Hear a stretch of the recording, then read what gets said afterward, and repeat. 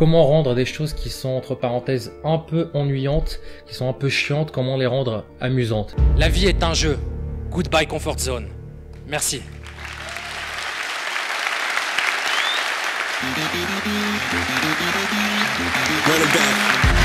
Because I'm always deceiving. I always say I'm fine, but that's not the true meaning. The walls are caving in and it leaves me with feelings. But the only one that matters is I won't be defeated. They'll keep talking, pray that I lost it. I keep it cool, my attitude stay frosted. And I'm intending to bring a revolution. There far too many problems, but far few solutions. Merci d'avoir accepté du coup cet entretien. Parce que apparemment tu es en train de créer ton entreprise. Exactement. Bah merci à toi, merci pour l'invitation. Et effectivement, ouais, enfin comme tu as pu le voir ces derniers jours, bah j'arrête pas. J'ai des grosses journées de 14h, 16h, donc je suis en plein projet de création d'une start-up effectivement. J'ai toujours 10 000 projets dans la tête. J'essaie toujours. J'ai fait partie d'un BDE, enfin bureau des étudiants quand j'étais étudiant. Je créais des soirées. J'avais déjà créé une première entreprise avec ma meilleure amie quand j'étais étudiant. D'accord. C'était quoi comme entreprise? C'était une agence de communication. Elle était graphiste et on était à deux. On avait lancé le projet.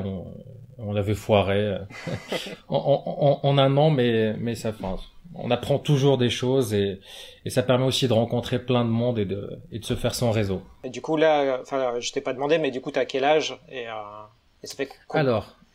Là, j'ai 29 ans, mais ça dépend quand cette vidéo va être diffusée, parce que le 16 octobre, donc c'est le 16 octobre, j'aurai 30 ans. D'accord, ok, ça marche. Bah, du coup, bon anniversaire. Je sais pas si on peut dire bon anniversaire en avance ou quoi, mais ouais, si je la diffuse après, voilà.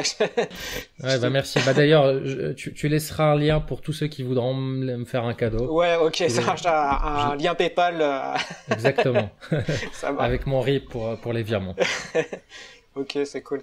Ouais, du coup, tu as commencé sur Instagram, du coup, bien avant d'avoir pris cette décision-là de partir de ton entreprise. Et du coup, la question à laquelle je voulais en venir, c'était c'est quoi tes revenus actuels? Enfin, comment tu gagnes ton argent actuellement? Est-ce que tu fais des formations comme la plupart des gens qui créent du contenu sur Internet, ou c'est quoi tes revenus? Enfin, comment tu gagnes ta vie en fait, en quelque sorte, depuis que t'as plus de salaire? Ok. Bah à la base, oui, effectivement, je me suis lancé sur, enfin, j'ai créé un blog, j'ai lancé bien sûr des comptes Instagram, etc., avec un concept qui était à la base un blog de développement personnel classique fin 2015. Puis c'est là où le projet Goodbye Comfort Zone est né, où l'idée était, enfin, simple mais compliquée à suivre. C'était de sortir de ma zone de confort en faisant un défi différent par jour pendant 365 jours. Et là actuellement, enfin, c'est vraiment une création de société, donc une SAS avec le modèle d'une start-up, et je suis en train de lancer, donc enfin préparer une campagne, ce qu'on appelle du crowdfunding, du financement participatif, pour lancer et financer justement le projet et la production de ce projet-là. Sinon, bah, je vis sur mes économies pour l'instant en attendant la création de la société. Parce que moi, en fait, dans mon cas, je me suis lancé en tant qu'auto-entrepreneur vraiment à mon compte, mais j'étais déjà auto-entrepreneur avant de quitter mon entreprise. Donc, en fait, je me suis lancé au moment où j'avais plus trop de clients à gérer. Et moi, dans mon activité, je crée des sites web justement pour des entreprises et je les aide à communiquer avec des flyers et choses comme ça. Donc, c'est pour savoir si t'étais dans la même dynamique que ça, où t'avais réussi à avoir plein de clients et du coup, ça t'a permis d'avoir un effet de levier pour pouvoir avoir un salaire et puis partir, ou est-ce que effectivement, toi, t'étais plutôt dans faire des économies et utiliser ces économies-là pour te lancer et développer ton entreprise du coup? Exactement. Et c'est là où c'est hyper intéressant. Parce que je bosse sur les leviers psychologiques du passage à l'action et enfin ce qui est tout simplement derrière tout comportement humain et derrière la motivation. Et tu vois, par exemple, nous deux, on est différents là-dessus. Moi, j'ai besoin de sauter de la falaise. Et enfin, il y a une citation qui dit ça: un entrepreneur, c'est quelqu'un qui saute de la falaise et qui construit un avion pendant sa chute. Et moi, ouais, c'est ce côté-là de plus avoir le choix, de quelque part me mettre en danger. Je sais que j'en ai besoin. Si j'avais attendu de lancer, d'avoir assez de clients, etc., je l'aurais jamais fait, j'en suis sûr. Je ne recommande pas du tout ça à tous les entrepreneurs qui peuvent nous écouter, genre de se lancer, de pas avoir de filet de sécurité ou ce type de choses. Ce que je dis, c'est que c'est juste, enfin, c'est ma personnalité. Et ça rejoint mon idée, qui est de créer le premier jeu interactif de développement personnel. enfin, pour moi, développement personnel, c'est de la transformation personnelle. Donc, ça englobe le développement professionnel, personnel, la spiritualité, le sport, la nutrition. Donc, c'est vraiment la transformation personnelle au sens large. Et via un algorithme qui est basé sur la personnalité, donc sur les leviers psychologiques qu'on va décerner chez la personne, sur son expérience, ce qu'elle a déjà fait dans le domaine, ce qu'elle a déjà jamais fait, ce qui lui fait peur, etc. Et surtout sur ses objectifs. Donc c'était vraiment là mon obsession, c'est de rendre ce type de choses pas plus simple, parce que sortir de sa zone de confort, c'est toujours, on aura toujours peur, il y aura toujours cet aspect d'effort là, mais que ça soit agréable et que ça soit motivant et stimulant pour la personne. D'accord. Parce qu'il y a un jeu qui, enfin, du coup, je me suis intéressé à ça. Il y a Robert Kiyosaki qui a créé un jeu qui s'appelle Cash Flow, justement sur l'intelligence financière, et c'est un jeu de société qui a été aussi adapté en jeu vidéo en ligne. Mais du coup, toi, tu vas encore plus loin parce que ça prend vraiment place dans la vie réelle, c'est-à-dire que les gens se lancent des défis dans leur propre vie. C'est pas simplement un jeu vidéo où tu joues un personnage, tu joues ton propre personnage, c'est ça? Exactement, et c'est pas de la gamification, c'est pas juste, parce que pour l'instant je me suis intéressé à tout ce qui existait bien sûr sur le marché, et il y a finalement deux types de solutions. Donc soit c'est effectivement les jeux de société. D'ailleurs, moi, à l'époque, j'avais créé mon propre jeu de société juste pour moi pendant mon défi des 365 jours, où j'avais des dés, j'avais des cartes, et chaque jour, je me faisais, qu'est-ce que je vais faire aujourd'hui? Aujourd'hui, je vais faire tel défi. Mais finalement, ça, c'est très limité.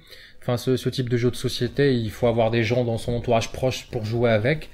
Et on a d'autres applications qui sont juste des applications de tracking des objectifs, où tu notes tes objectifs, t'as des barres de progression, t'as des points, etc. Mais c'est vraiment, finalement, c'est une to-do list améliorée.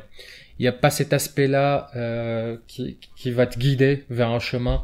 Il n'y a pas cet aspect-là où il y a des coachs humains qui sont derrière peut-être et qui vont pouvoir à terme échanger avec toi directement sur ton portable. Il n'y a pas cet aspect-là intelligent qui s'adapte au fur et à mesure sur le terrain. On te dit ok, tel objectif tel défi je peux pas le faire parce que moi j'habite la campagne, enfin il y a pas des cours de danse dans ma ville et tout, hop, et là ça s'adapte automatiquement, etc. Donc plein de choses comme ça, c'est vraiment un jeu d'immersion dans la vraie vie. Imagine par exemple toi maintenant dans ton parcours d'entrepreneur que tu avais quelque chose qui est basé sur l'expérience de milliers d'autres entrepreneurs et que chaque jour ça te donnait juste les actions à faire de la bonne manière et surtout qui correspondent à toi. C'est juste le bon niveau d'effort pour atteindre tes objectifs et pour que tu te sentes pas que tu te sens te dépasser petit à petit. Ouais. Et j'ai cherché ça désespérément pour mon développement personnel et professionnel, et d'ailleurs cette méthode là je l'applique et je l'améliore depuis le début d'année, et je commence aussi à l'appliquer sur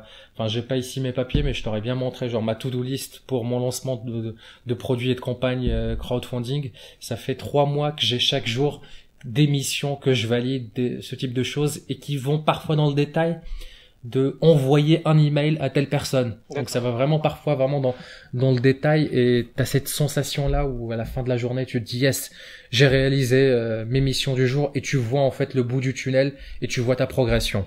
D'accord. Ouais, c'est ce que je me disais justement avant l'interview, c'est parce que ce truc là de jeu et de justement transformer la motivation et le dépassement de soi en jeu, c'est vraiment une bonne idée qui n'existe pas. Et je me suis dit, si vraiment il fait un Kickstarter, je serais prêt à mettre de l'argent. Et tu viens de répondre à ma question. Du coup, ouais, tu vas mettre en place ça. Donc, je pense que tu vas voir quelques euros venant de ma poche écoute, pour le projet. Je note ton adresse email. Tu seras le premier que je préviendrai. Ça marche. Merci. Ouais. C'est une super idée, et en fait je lisais aussi sur la gamification que, je sais pas si on peut employer ce terme-là, mais que la part d'échec ou de punition en quelque sorte était vachement importante dans cette démarche-là. Et j'étais en train de réfléchir que sur les jeux type Lego ou les jeux de construction, en fait t'as pas cette punition-là justement tu sais, dans un jeu où tu perds une vie, ou tu perds je sais pas quoi, et du coup t'en penses quoi toi de ça justement, de l'effet de punition sur le jeu, ou sur gamifier quelque chose? Ça peut être efficace en fait, c'est l'un des 8 leviers de motivation. C'est un levier qu'on appelle la scarcity, c'est la peur un peu sur laquelle on joue. Donc ça peut être par exemple un compteur de temps qui descend, on a moins de temps, ça peut être dans mon cas par exemple quand je me suis lancé dans ma démarche d'entreprise, c'est que je sais que bon bah si je fais rien d'ici X temps, bah je vais plus avoir de quoi vivre et tout, et que je dois absolument passer à l'action et développer et lancer mon produit. Donc c'est c'est l'un des leviers. Il y en a 7 autres et ça varie d'une personne à l'autre. D'ailleurs, il y a quelqu'un, je sais pas si c'est un Américain ou un Asiatique, c'est quelqu'un d'asiatique mais qui parle anglais, qui s'appelle Yukai Shu, et qui a développé toute une science. Je suis sa formation en ce moment, et il y a un diagramme comme ça, qui décompose tous les effets, de motivation derrière le comportement humain. Et c'est quelqu'un qui est spécialisé justement dans la gamification, mais qui est le meilleur sur le marché, et qui a développé cette frame là qui s'appelle Octalysis. Donc tu laisseras le lien sur pour les gens que ça intéresse, je te donnerai le lien, mais c'est vraiment assez intéressant, et ça fait partie d'une dizaine d'études scientifiques que j'ai regroupées pour me baser sur la création en fait de l'algorithme. Donc il y a ça sur les motivations, il y a le fait de mesurer la zone de confort sur les différents aspects de sa vie. Il y a plusieurs choses comme ça sur lesquelles je me base pour pouvoir avoir cet algorithme là et avoir au fur et à mesure une expérience vraiment sur mesure. Mais effectivement, la peur, ça fait partie des choses. La technique en soi, c'est pas de la manipulation, c'est l'emballage c'est l'emballage d'un cadeau. Imagine, t'as un diamant qui vaut 1 million d'euros, et derrière, t'as une bouse de vache. Excuse-moi de l'exemple. Si tu prends la bouse de vache et que tu la mets dans un super papier emballage, un truc, une boîte à bijoux, et que tu la laisses dans la rue, et que tu prends le diamant et que tu le mets dans un papier, dans un sac plastique noir, et que tu le jettes, on fait cette expérience-là pendant une journée. Je pense que sur 100 personnes, il y aura peut-être 97 qui vont vérifier plus la boîte à bijoux que le sac plastique. Si t'es convaincu que t'as ce diamant-là, utilise l'enveloppe, utilise la communication, utilise le marketing au service de ton projet et de tes valeurs. Super bien résumé, ouais. J'aime beaucoup l'image. Je parlais juste de YouTube, parce que du coup j'ai regardé tes vidéos qui sont juste incroyables. Les effets à la Iron Man sont juste bluffants, et c'est dingue de savoir que c'est toi tout seul qui fait tout ça. Merci. Et du coup, quand est-ce que tu te dis, ok, j'ai fait un bon contenu? Est-ce qu'à un moment donné, tu t'es satisfait de ton travail, ou est-ce que c'est justement le retour des autres où tu te dis, j'ai fait un bon contenu en le montrant à quelqu'un ou... Moi personnellement? Oui, toi personnellement. Je suis jamais satisfait de mon travail. J'arrive Mais du pas coup, à regarder mes vidéos.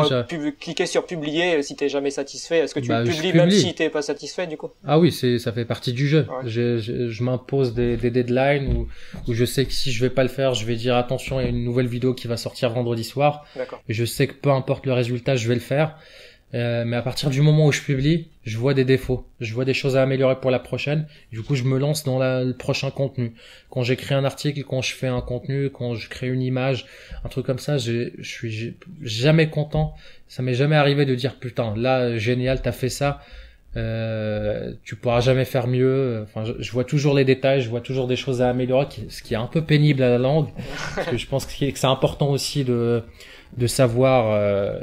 D'ailleurs, je commence un livre là, je l'ai acheté, qui s'appelle Apprendre l'imperfection. Je pense que c'est quelque chose dont j'ai vraiment besoin, mais en tout cas, ce qui me motive, c'est toujours me dépasser mes limites en m'amusant, en essayant, ok, jusqu'où je peux pousser la chose, jusqu'où je peux apporter de la valeur aux autres, jusqu'où je peux également améliorer ma vie. Principalement, si je peux résumer le mouvement Goodbye Comfort Zone, c'est de se détacher des résultats qu'on prend juste comme des bénédictions finales, et se concentrer sur le passage à l'action et prendre plaisir au passage à l'action lui-même. Comment le faire? Vous le saurez bientôt avec la sortie du produit du jeu Goodbye Comfort Zone. Ça marche. Bon, j'espère que ça aura inspiré beaucoup de personnes, justement que ça motivera les gens à passer à l'action en tout cas. Je te remercie. Merci à toi et merci à tous les gens qui nous ont écoutés. Et n'oubliez pas, la vie est un jeu. Goodbye Comfort Zone. Ça marche, salut. Salut.